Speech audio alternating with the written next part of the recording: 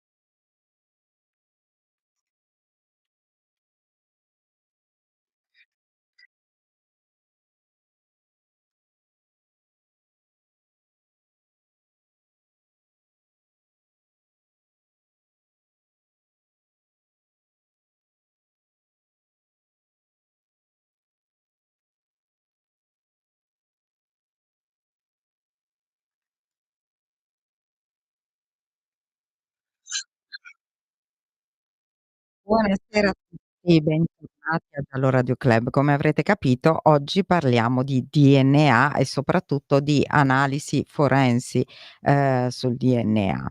Ne parleremo veramente con un ospite d'eccezione, io, vi invito veramente a collegarvi tutti e se volete anche a farle delle domande allo 02 9294 7222 o via WhatsApp 340 670 9659.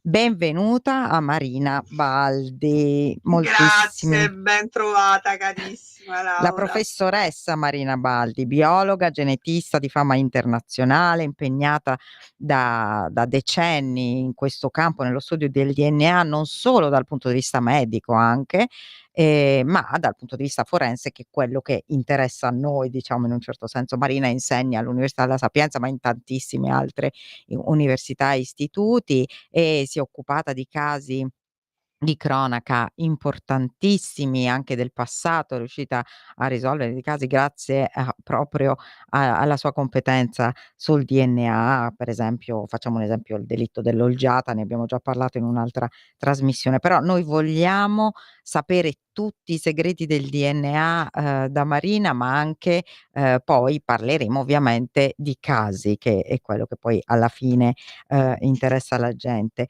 Quindi ti chiedo prima di tutto Marina, così per chi volesse approcciarsi a questo tipo di studio, come si fa a diventare un biologo e genetista forense soprattutto? Allora, diciamo il percorso è abbastanza complesso e lungo, soprattutto se si vuole fare seriamente, perché ovviamente c'è anche chi si definisce genetista forense e fa un corso online, però in realtà poi quando ti siedi in aula davanti a un magistrato i tuoi titoli li devi avere perché ti controllano pure il voto della terza media, quindi Infatti. esatto, ecco. La cosa importante è sapere che ci vuole una laurea in materie scientifiche, quindi una laurea in biologia o in medicina e chirurgia, e poi bisogna nel percorso diciamo ideale avere una specializzazione di altri 4 anni in genetica medica.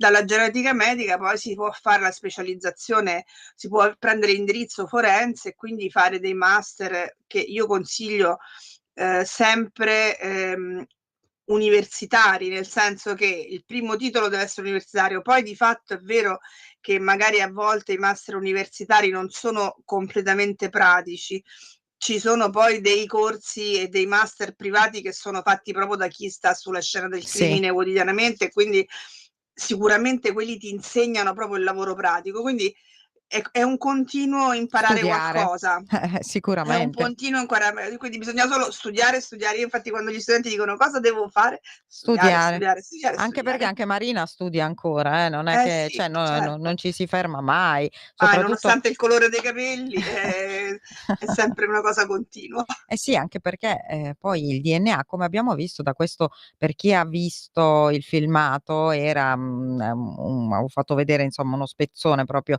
di un filmato esplicativo della Polizia di Stato, della Polizia Scientifica, ovviamente ce l'hanno, uguale i RIS, quindi il Reparto di Investigazioni Scientifiche dei Carabinieri, che sono altamente diciamo in questi 2 corpi ci sono degli scienziati veri e propri, Sì, sono altamente eccezionali, specializzati, veramente. Infatti, diciamo, altamente. il grosso del lavoro lo fanno loro Oh, adesso da un po', cioè come incarichi del magistrato e alcune medicine legali, alcuni centri di genetica ospedalieri e universitari. Questi sono infatti, i grossi centri che fanno il 99% del lavoro. Poi c'è qualche centro privato accreditato, perché avere l'accreditamento è una cosa molto complessa, molto difficile, perché il laboratorio accreditato deve certificare le proprie procedure infatti, analitiche. che sono, ricordiamocelo, ne abbiamo parlato quando abbiamo parlato del caso, insomma, di cui io mi occupo da tanti anni, del caso Yara Gambirasio, che è stato il faro, diciamo, dal punto di vista dell'analisi del DNA, ma, ne abbiamo parlato tante volte.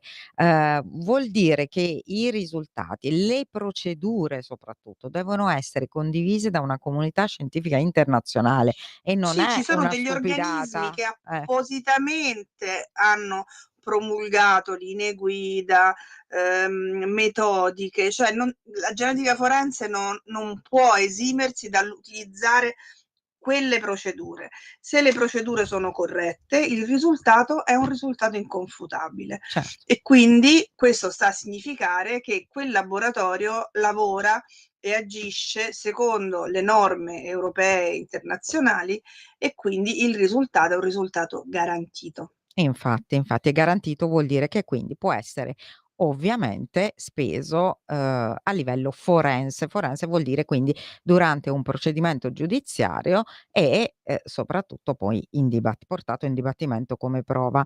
Veniamo dunque a questo Marina. Vorrei che ci parlassi di quanto è importante oggi, abbiamo visto da quel video, quanto, la scienza e soprattutto l'analisi del DNA poi abbia progredito, negli anni, cioè e non ha ancora finito, nel senso che ogni giorno, no, ci sono delle possibilità in più per esplorare e quindi magari per scoprire qualcosa di casi molto vecchi. Tra l'altro io arrivo dalla prima udienza È del vero, oggi avevi processo l'udienza. sì, per, l'omicidio e il sequestro di persona di Cristina Mazzotti, un fatto che è successo nel 1975 e, che oggi è tornato in aula per, diciamo, rigiudicare sul banco degli imputati proprio gli esecutori materiali di quel delitto. Anche lì si parlava poi magari ne parleremo dopo, di un cos'era, una bambagia, un'ovatta,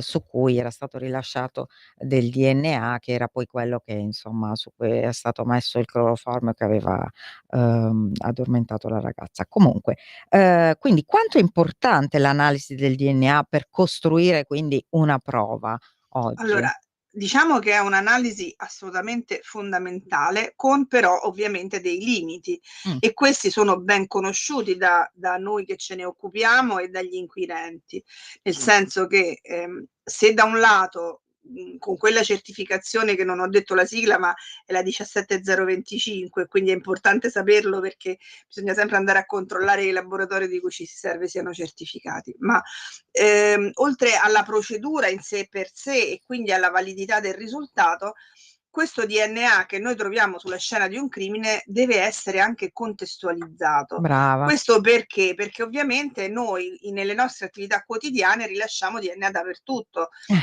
toccando, parlando. Io adesso sto parlando, qua davanti sto emettendo centinaia di migliaia di cellule che ovviamente se si fa una tamponatura sulla mia scrivania Cer ci sarà il mio DNA, però se tu vieni a casa mia a parlare al microfono nello stesso punto e facciamo una tamponatura, ci sarà il DNA mio e tuo insieme. Però la cosa interessante da capire è questo è che fondamentale. questi profili misti, per esempio, ci danno dei limiti, perché noi non sappiamo se io e te abbiamo parlato lo stesso giorno, quindi se quel DNA è stato messo nello stesso momento, oppure non sappiamo chi dei due ha parlato prima, quindi ci sono dei limiti.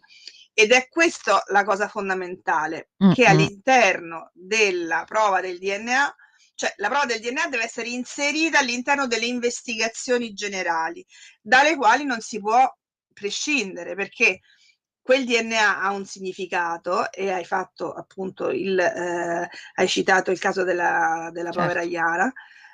Quel DNA ha avuto un significato fondamentale, perché non c'era una ragione alternativa per cui quel DNA fosse lì.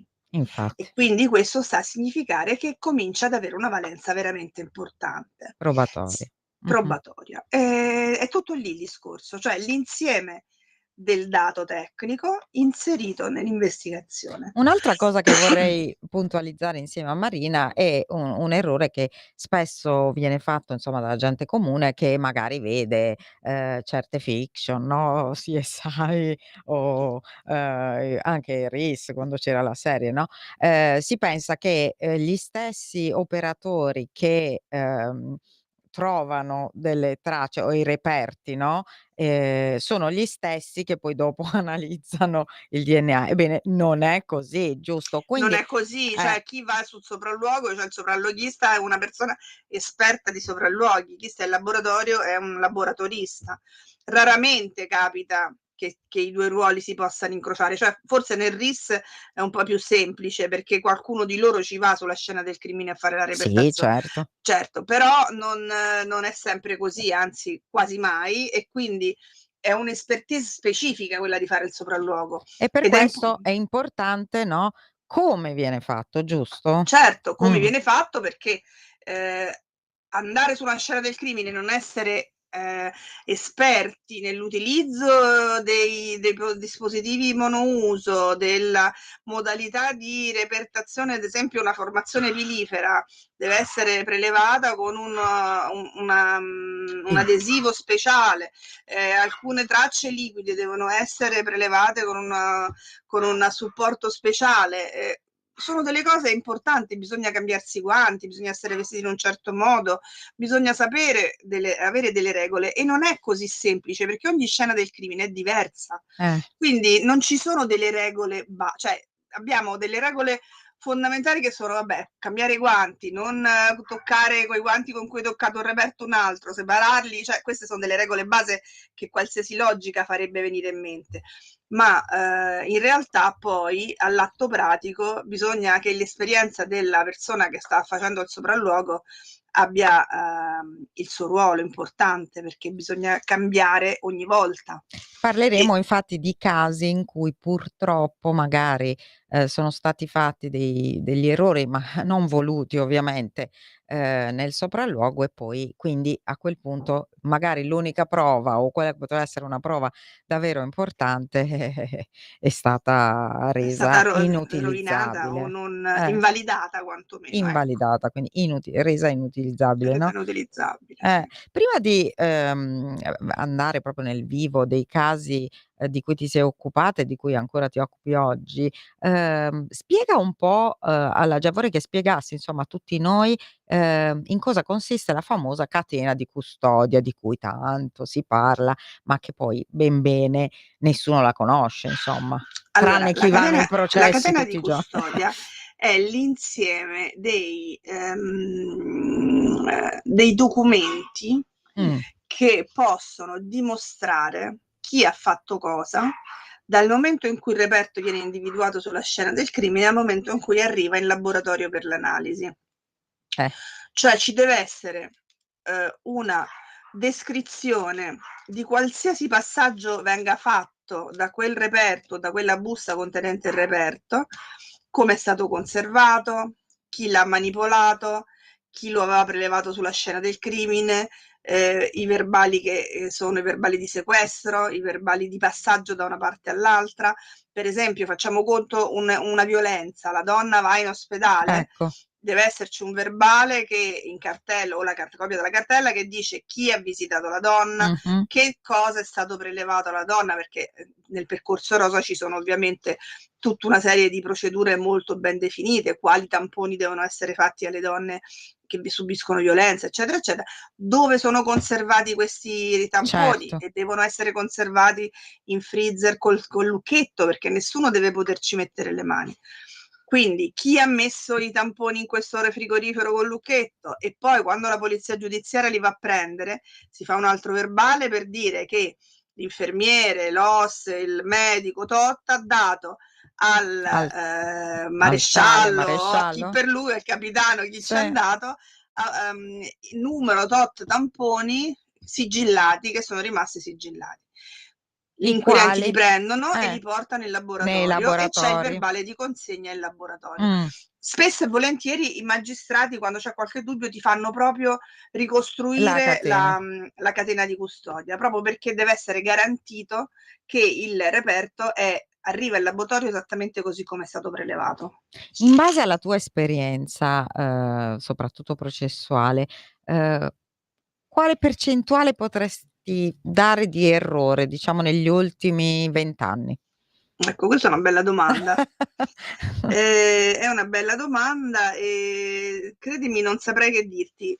Non è elevatissima, nonostante quello che sembri dalle nostre trasmissioni, no? Perché in realtà noi dobbiamo pensare che i casi che interessano l'opinione pubblica sono quelli controversi.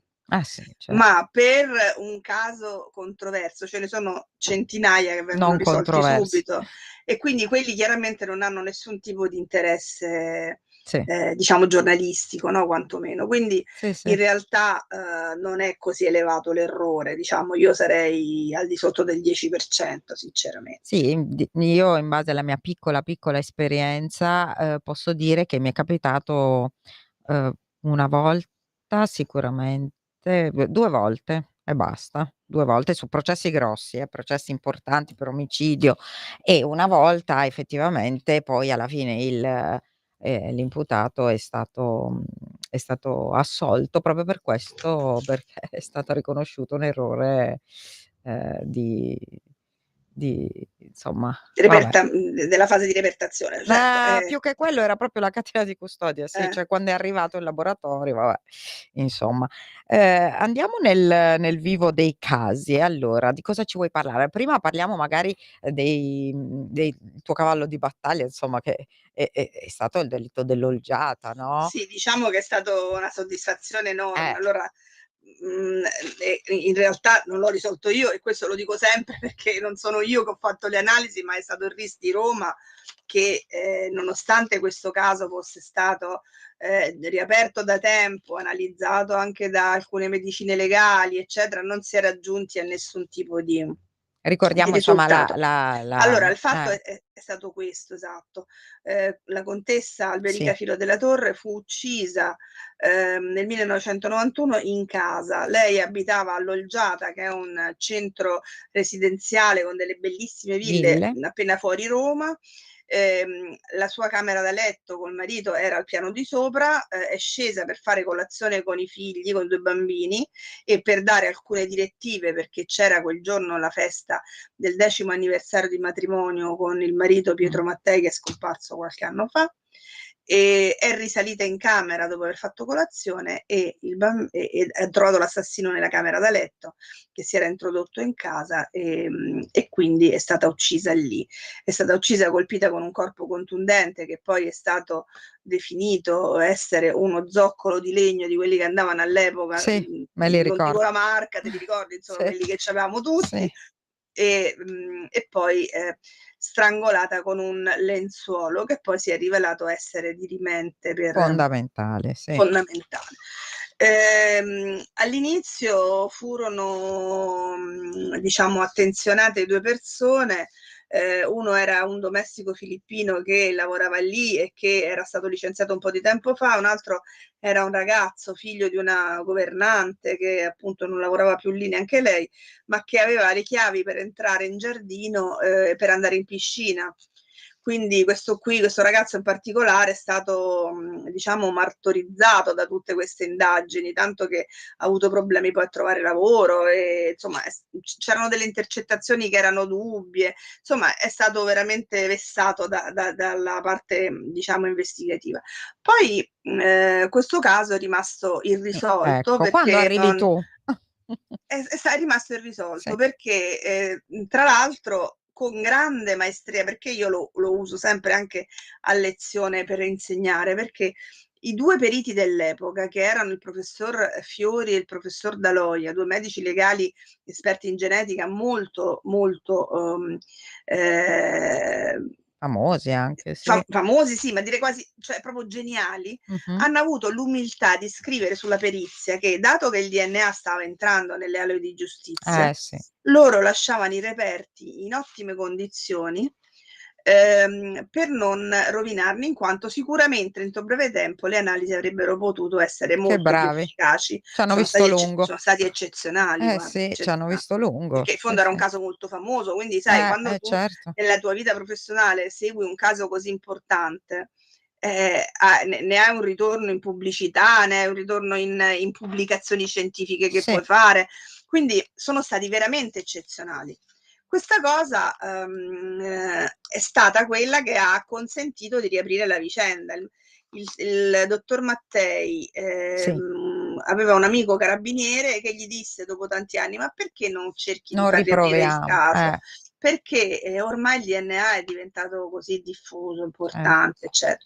E allora lui si rivolse ai suoi due avvocati, diciamo, con cui sempre lavorava, che erano Marazzita e Squillante, e loro chiamarono me e il mio collega, dottor Fiorentino, per fare un parere pro veritate per dimostrare ai magistrati che ormai questo DNA era diventato importante e molto più sensibile come metodiche, e che quindi avrebbe consentito probabilmente di avere altri risultati.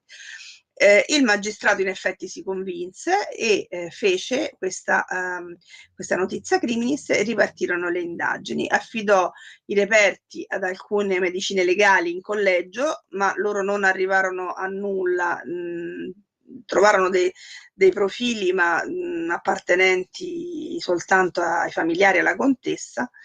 E invece poi, siccome c'erano state diverse, diciamo, critiche anche da parte nostra nell'attività, perché secondo noi si poteva fare di più, però purtroppo noi ci scontriamo sempre su questo problema del fatto che i cold case in effetti intasano un po' i laboratori e sono di poca resa tante volte, poca no? resa, sì, non è la parola giusta, però in realtà è quello che rende l'idea, nel senso che c'è tanto lavoro e non sempre si arriva alla conclusione, no? Per cui in effetti le attività che erano state fatte erano delle attività molto parziali, queste nuove. Quindi il pubblico ministero prese in mano la situazione e portò questi reperti al RIS, quindi incaricò il RIS.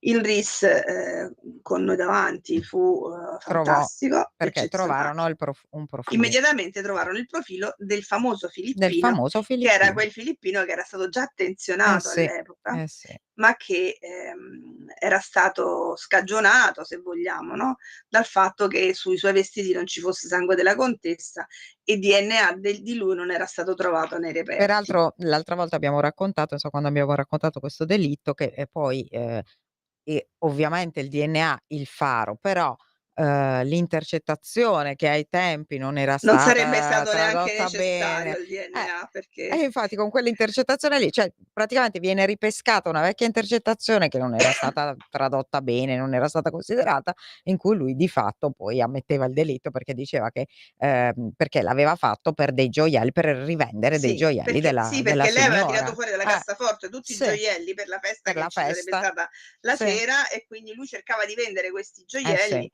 in questa intercettazione, avevano sbobinato 2 cassette Sì. invece di 10, Sì. se lo avessero fatto subito all'epoca il delitto dell'olgiata non sarebbe così famoso e sarebbe rientrato in quei delitti E senza risolti subito. interesse giornalistico. Poi il classico diciamo. caso è stato il maggiordomo, è proprio E poi ma qui i giornali hanno avuto un ruolo importante, perché pensa che certo. quando io ho saputo, sai come ho saputo del fatto che non so se te l'avevo già raccontata sta cosa, perché ogni tanto la racconto, come ho saputo che il DNA corrispondeva, mi ha telefonato Federica Sciarelli una sera alle 10 e mi ha detto: ma allora l'avete trovato?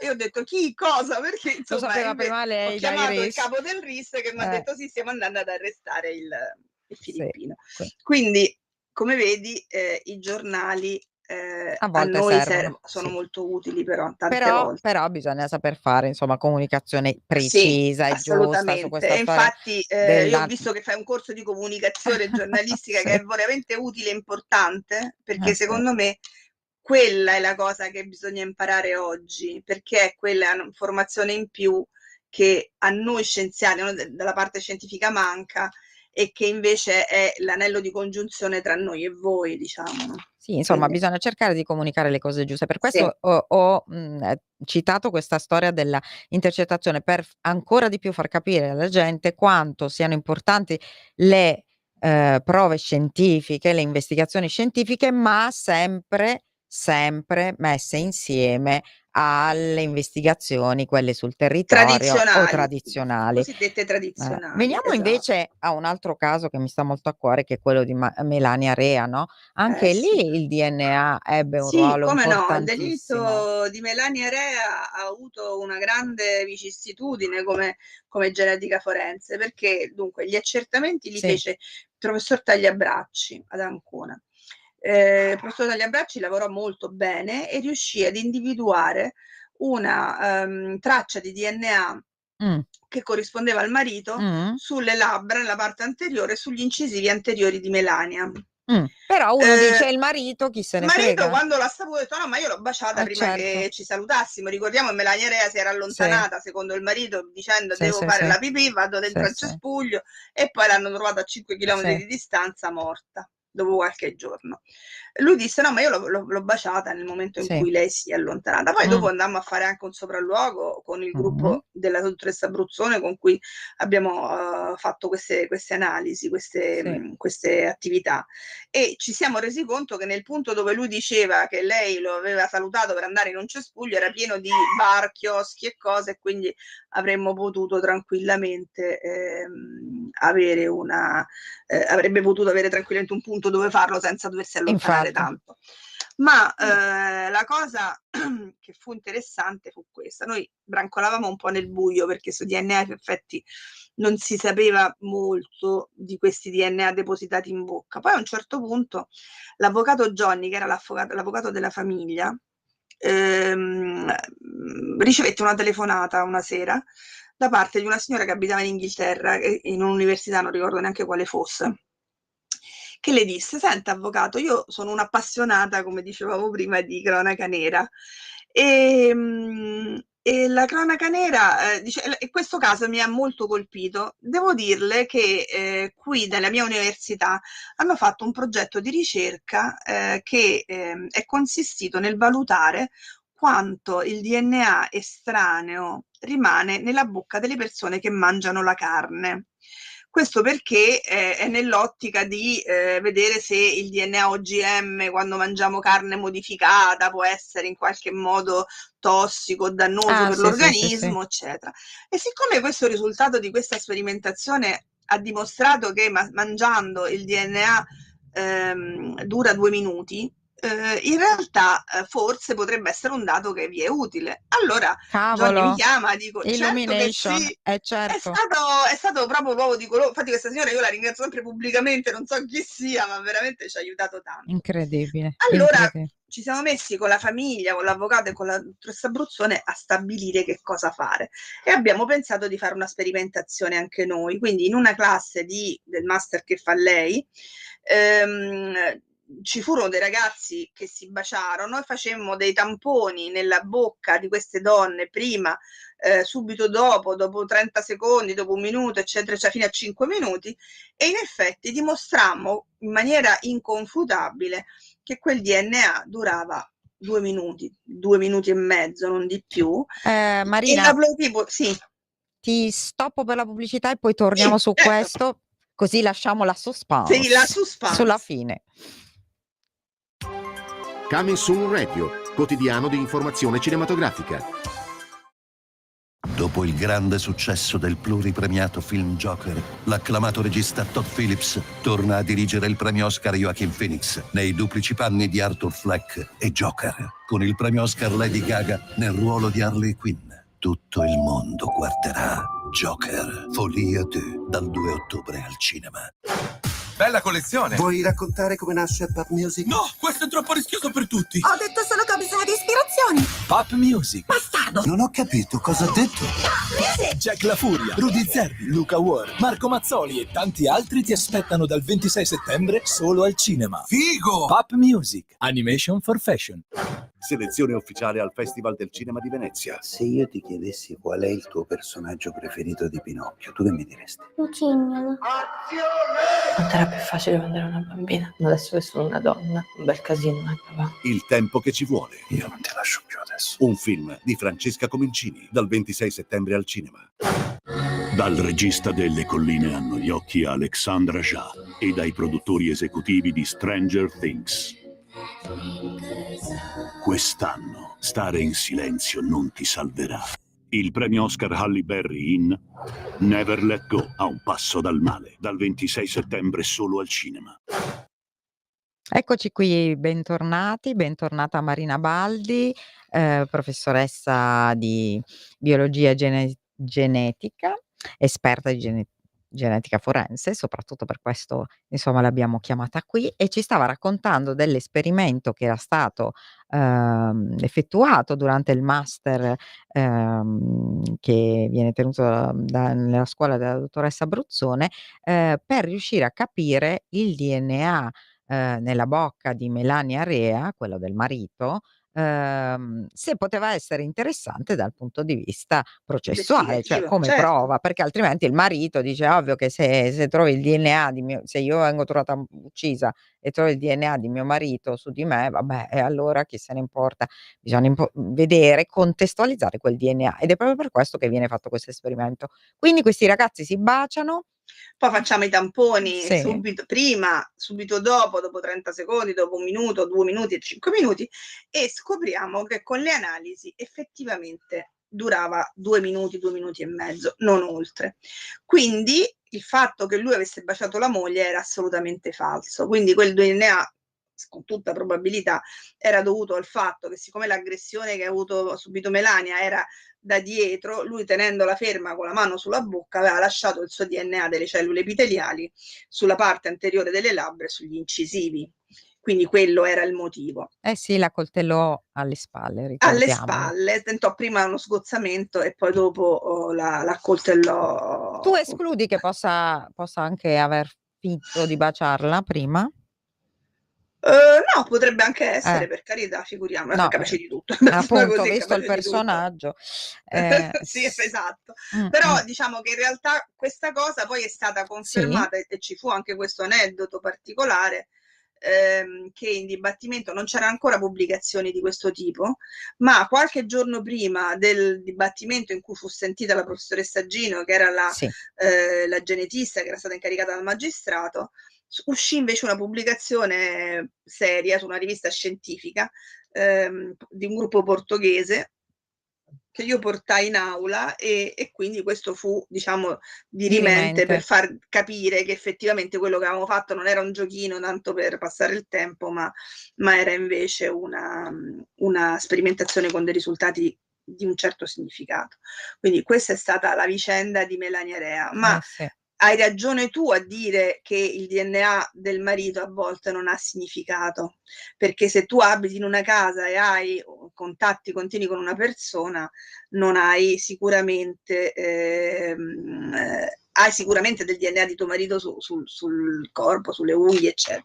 E questa cosa la stiamo utilizzando, ad esempio, nel delitto Paolini, Ecco, che infatti ti è volevo quel chiedere. delitto che è avvenuto ad Ortona, Sì. per cui quella signora è stata trovata in fin di vita, praticamente morta, sul divano di casa, e il marito, tornando a casa, ha chiamato poi il 118 per farla Sì. soccorrere, ma lei nel frattempo è morta. Lui ha detto prima che si era sentita male, poi ha detto che probabilmente si era suicidata. Ma poi quando hanno fatto l'ispezione hanno visto che c'aveva dei segni sul collo tipici di strozzamento, quindi insomma pensano che probabilmente con il guinzaglio del cane lei sia stata strangolata. Questa Anche qui il cosa, DNA il DNA chiaramente ha un significato relativo, contestualizzato, certo. però sono comunque in corso una serie di Sì. accertamenti importanti, perché ad esempio si sta facendo il DNA subungueale. Il DNA subungueale, anche nel caso di Melania Rea, fu dirimente, perché ti ricordi che trovarono sotto le unghie di Melania del DNA di varie persone, tra cui l'estetista, ma in una quantità molto ridotta, quindi quei DNA non erano compatibili con un'aggressione, perché in effetti invece quando c'è un'aggressione e un tentativo di difesa, con i graffi, col toccamento in maniera consistente, il DNA sotto le unghie diventa tanto. Quindi c'è proprio una concentrazione diversa di questo materiale biologico che viene analizzato nei laboratori. Quindi stiamo cercando di vedere se si riesce in qualche modo ad avere informazioni. La dottoressa Ferranti è la genetista di Chieti che è stata incaricata di fare questi accertamenti che sono in corso, e quindi poi vedremo. E sempre su casi, insomma, di cui ti sei occupata, parliamo del delitto del trapano, che anche quello è Ecco, stato questo è un altro risolto delitto a incredibile, Genova, no, del a 95. Genova, un cold case terribile, Sì. anche perché questa povera donna era una signora che il giorno faceva l'infermiera, ed era rimasta vedova, aveva dei figli e aveva avuto in Ci sono eredità delle dal foto in marito bianco e i nero, debiti del vedete. marito. Sì. Tanti debiti, credo che all'epoca fosse addirittura tipo 200.000 euro, Mamma mia. 250.000 euro, quindi una cifra sproposita. Quindi questa povera donna la notte andava a prostituirsi per poter pagare questi debiti. I figli non sapevano che lei facesse questa seconda attività, pensavano che fosse sempre attinente con l'attività del giorno, quindi poverina veramente è stata terribile. E in realtà il caso è stato irrisolto per tanto tempo, perché anche questo fu iniziato quando il DNA non c'era praticamente. Il 5 settembre 95, giusto? Quindi era appena Sì. iniziato e comunque non era così sensibile. Quindi in realtà sono stati fatti degli accertamenti e sono venute fuori delle tracce di DNA di una persona, di un uomo ignoto. Certo. E quindi il meccanismo è stato un po' simile a quello avvenuto per la Sì. Gambirasio. Questo uomo ignoto, inserito in banca dati, ha dato una somiglianza con una persona che era già inserita in banca dati perché aveva dei precedenti ed aveva avuto dei problemi con la giustizia. Da lì sono risaliti alla parentela con questa persona che è attenzionata oggi e che è indagata. Fortunato Verducci, un Verducci, carrozziere. esatto, di cui 65 proprio anni. oggi credo che non sia stata disposta ancora la custodia cautelare, perché giustamente ci vogliono andare con i piedi di piombo e quindi la cosa è complessa, però diciamo che Le probabilità, insomma, che non sia lui sono un po', anche perché ci sono delle intercettazioni in cui dice di averlo fatto, perché c'è il suo sangue non solo sull'interruttore della luce, su varie cose di questa scena del crimine. Lei fu uccisa, delitto del trapano, lei è stata uccisa con il trapano, con delle trapanate, no? Ed è rimasto addirittura conficcato nel collo sto trapano, quindi una cosa terribile. Ma c'era un giornale di quel giorno, quindi il suo DNA, il suo sangue sul giornale di quel giorno ci dimostra contestualmente la data in cui lui era presente lì, no? E quindi adesso vedremo, si svolgeranno anche qui accertamenti nuovi e si farà un possibile processo e vediamo. Senti, a proposito di cold case e anche un po' di errori, allora, secondo te ci sono dei casi come, non so, Lidia Macchi o dove purtroppo i reperti sono stati distrutti. O Come no, Lidia Macchi, o via Poma, che via potrebbero essere Poma, esatto, io risolti. quello Cesaroni, dico.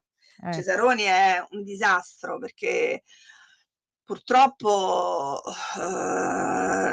parliamo sempre di un'epoca in cui il DNA praticamente non esisteva o poco più, quindi che dobbiamo fare? Quando queste cose sono ormai rovinate è difficile riuscire a riprendere le fila di un accertamento scientifico, anche perché dobbiamo pensare che in epoca pre-DNA non c'erano precauzioni per evitare la contaminazione. Sì. Beh, poi Per quella cui, ad scena esempio, lì. stiamo seguendo il caso di una bomber, sto seguendo il caso di una Sì. bomber che è stato riaperto perché hanno trovato dei reperti nell'ufficio reperti mai analizzati, ma lì sono entrati dei tuoi colleghi, l'hanno presi, toccati, sistemati, quindi insomma stanno facendo come prima attività, visto che hanno individuato dei profili, l'esclusione di tutti dei quelli profili, che hanno avuto a certo. che fare con questo Certo. caso. Il che pensa quanto può essere complesso, sono passati decenni, Sì.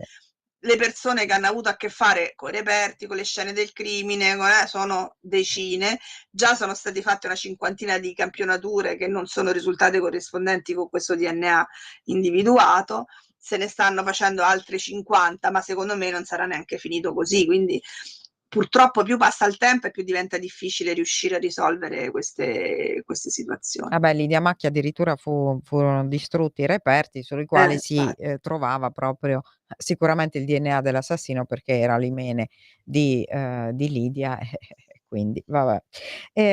Invece Pierina Paganelli, al di là del gossip del Busillis, eccetera, eccetera, quanto il DNA qui può essere importante, se è importante?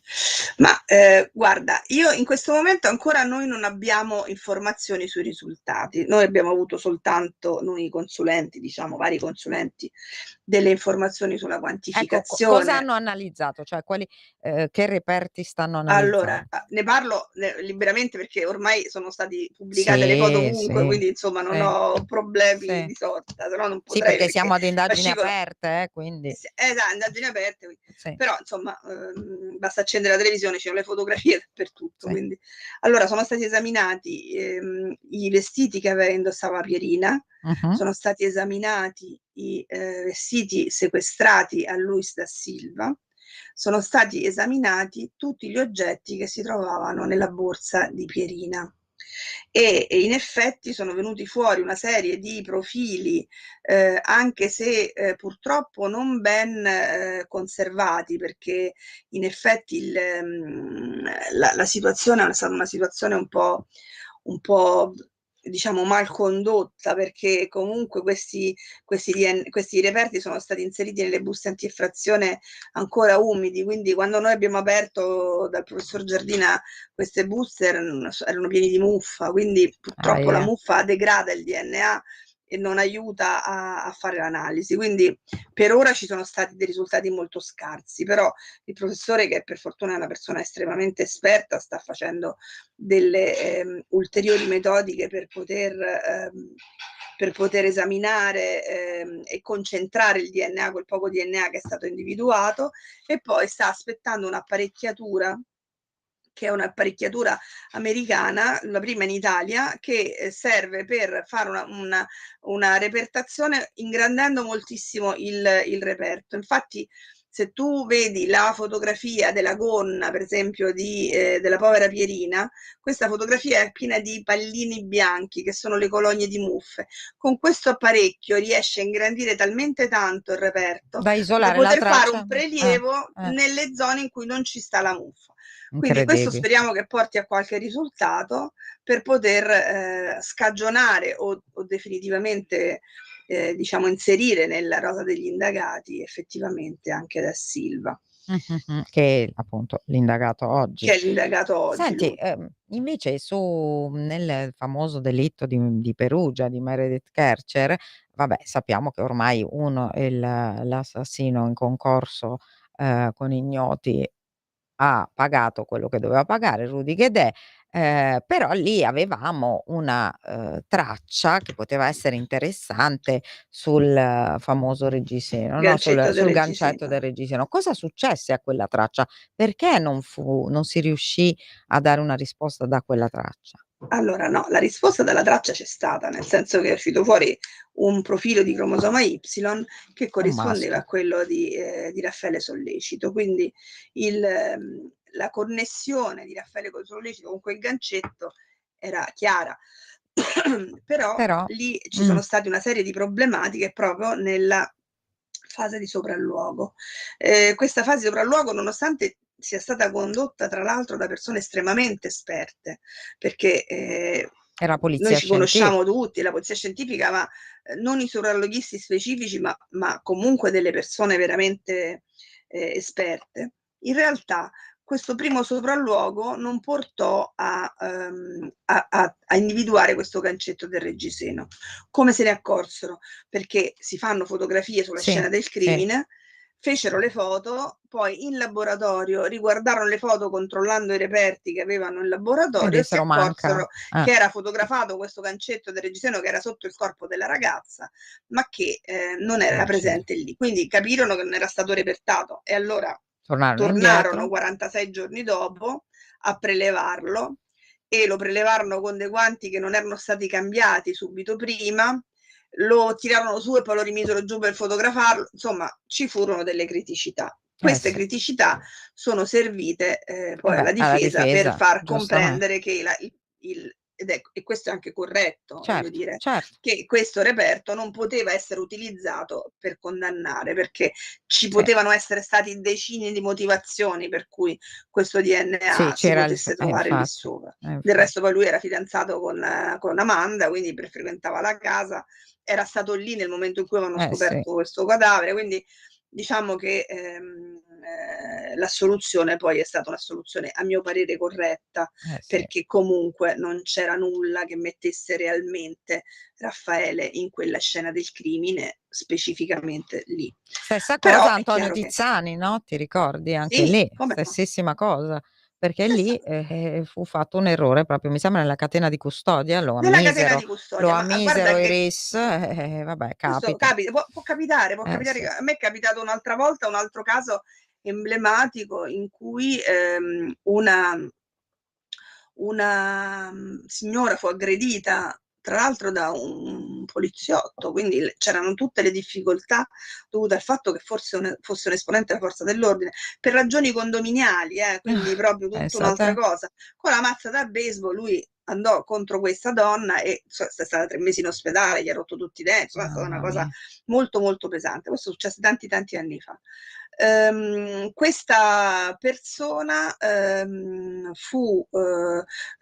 questi reperti furono esaminati dal RIS, perché ovviamente non li hanno dati alla scientifica anche per correttezza, perché essendo della polizia hanno preferito darlo Beh al RIS certo, sì, e infatti mi si fa sembra, così. ma no, guarda, credimi, io sono sempre del parere che tutto si svolge in maniera sempre molto molto serena e molto seria, quindi non No, anch'io, ecco, quindi basta proprio andare guardate, basta seguire i processi esatto. e vedere che funziona così. Funziona Poi tutto così, funziona tutto perfettamente, quindi poi è chiaro che ci possono essere le idee preconcette, ci possono essere tante cose, però il processo si fa apposta per quello e ci sono sì. 3 ordini di giudizio apposta.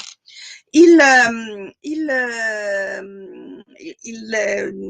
capitano del RIS che fece questi esami analizzò le scarpe di questa donna e che erano piene di sangue, perché lei ha perso tantissimo sangue. In queste scarpe individuò un profilo maschile, ma quando fece l'analisi poi nella banca dati interna del laboratorio, cosa che viene sempre fatta nei laboratori certificati per individuare un profilo che fosse non frutto di contaminazione, si Sì. accorse che quel DNA che era venuto fuori era un DNA di un caso trattato precedentemente, quindi c'era stata una cross Ecco, contaminazione. una cross contamination, sì. Può Sì. succedere, però perché io dico che sono persone che sanno lavorare? Perché chi lavora sbaglia e quindi bisogna anzi stare molto attenti a chi dice che non sbaglia mai. L'importante è che l'errore venga affrontato, dichiarato e superato, risolto. certo. Quindi lui scrisse nella perizia quello che era successo, che era stato individuato questo DNA, che corrispondeva, eccetera, eccetera. Ripeté completamente alla presenza di noi consulenti la tamponatura sulla scarpa e riuscì a capire che era stata una semplice contaminazione. Incredibile. Quindi può succedere, e questo lo dico però proprio perché il più bravo è quello che sbaglia meno.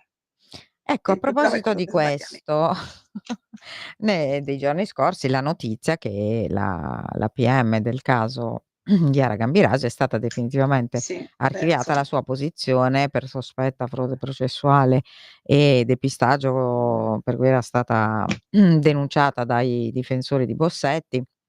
La procura stessa aveva chiesto l'archiviazione e adesso è stata archiviata la sua posizione perché semplicemente lei nei tempi previsti aveva chiesto la confisca dei reperti, che peraltro erano reperti, da quello che sappiamo, poco utili, nel senso che contenevano probabilmente la maggior parte degli avanzi del profilo No, contengono proprio degli avanzi. Del profilo maggioritario, probabilmente Certo. il profilo di Bossetti cioè di ignoto uno nemmeno c'era. Comunque vabbè, lei nei tempi previsti chiese questa confisca e quindi i reperti vennero trasferiti dall'ospedale San Raffaele, dove erano conservati a -80 gradi, al ufficio corpi di reato del Tribunale di Bergamo, dove tu mi confermi che ovviamente cioè si rovinano, perché se non c'è il frigorifero uguale, non lo so. Sì, può essere che si degradino a temperatura ambiente. Ecco. Però dobbiamo anche valutare che non si spiegaci. tratta di un estratto di DNA da analizzare, quindi lì è stato analizzato tutto l'analizzabile, quindi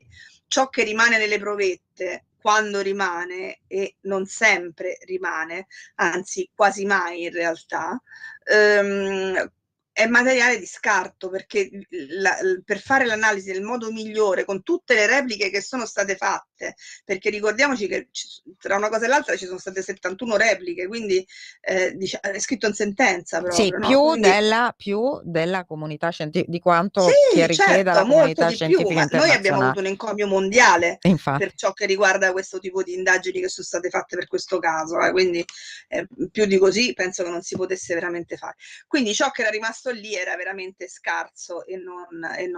Ma io dico un'altra cosa però, e questo te lo dico da persona addetta ai lavori, cioè nel momento in cui tu anche ripeti quel test, ammettiamo, e sinceramente non ce n'era proprio ragione, perché lo hanno analizzato tutti i migliori laboratori italiani, nel momento in cui tu ripeti e facciamo conto che nell'estratto rimasto non si vedesse bene il profilo di ignoto 1 o cose del genere, ma puoi far finta che non lo hai visto prima?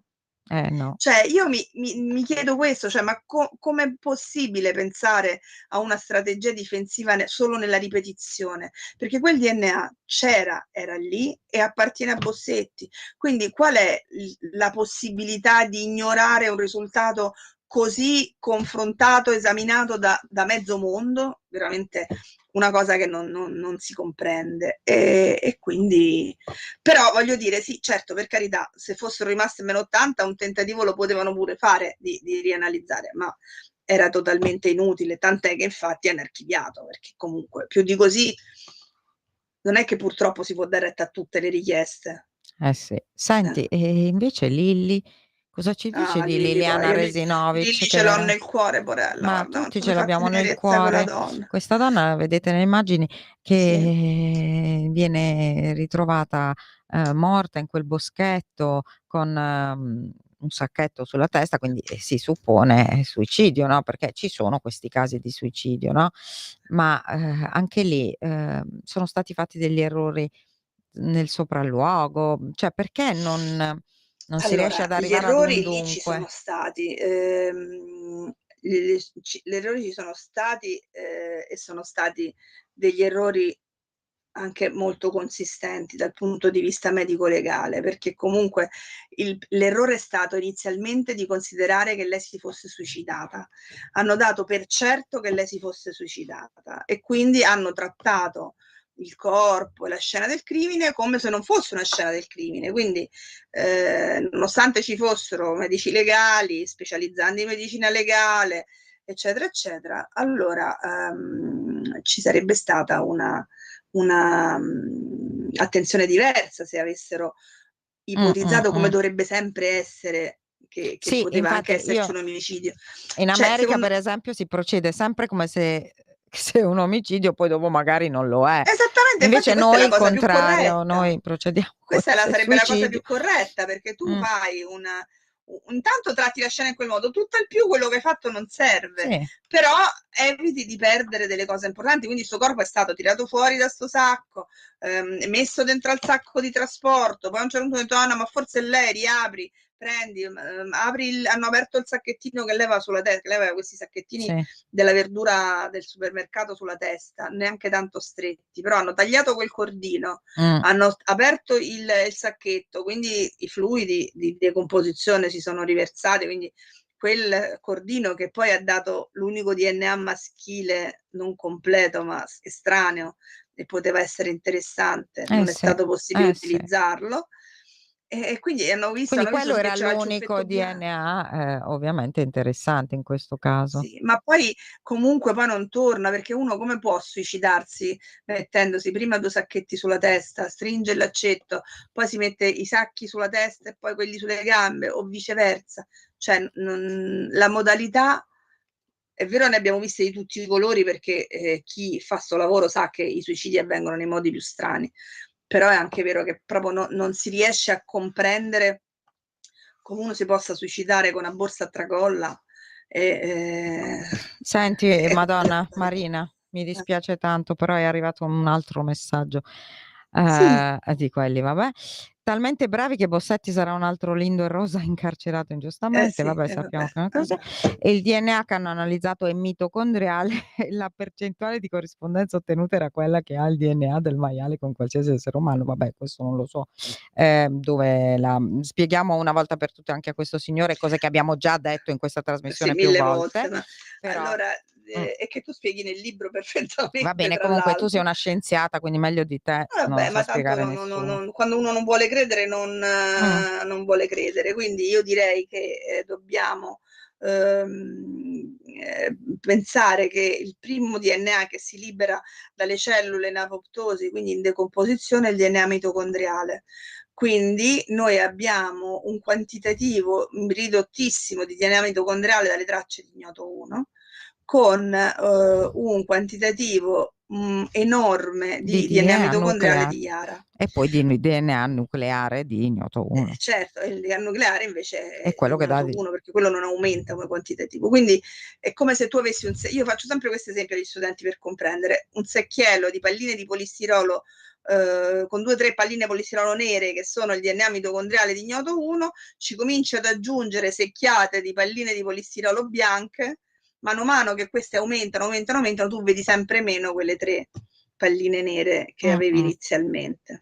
Quindi è molto chiaro. Glielo traduco più facilmente. Allora, nella famosa traccia mista nella quale fu isolato il DNA nucleare di Yara e di ignoto 1, poi identificato con Massimo Giuseppe Bossetti dopo numerosi dopo l'indagine che abbiamo raccontato più volte, non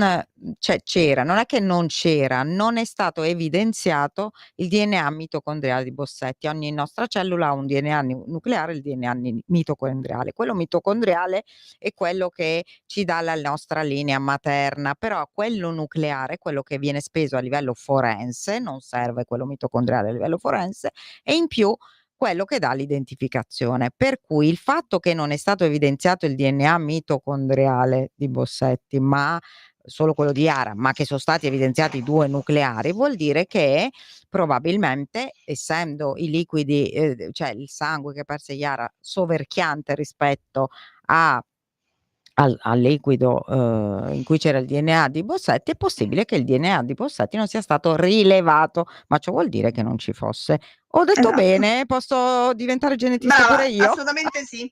Ecco, così è è. stata perfetta, ormai hai imparato a memoria pure te. E guarda, credimi, non c'è una lezione, una trasmissione in cui Sì. comunque non ti facciano una domanda su Lo questo so, caso. lo so. Vabbè, ci torneremo di nuovo, cosa dobbiamo fare? Io Certo, speravo di non volentieri, tornare. quando Beh, vuoi. intanto invito comunque tutti a seguire Marina Baldi e le sue analisi, perché insomma è impegnata in tanti casi importanti. Avete sentito, insomma, Pierina Paganelli è quello che spopola ultimamente, quindi speriamo di risentirci quando poi avremo risolto, vero Marina, questo caso, e continuate a seguire anche noi, Radio Libertà, e vi aspetto mercoledì Bene. prossimo. Grazie. Ciao, Ciao, ciao. ciao. Avete ascoltato Giallo Radio Club.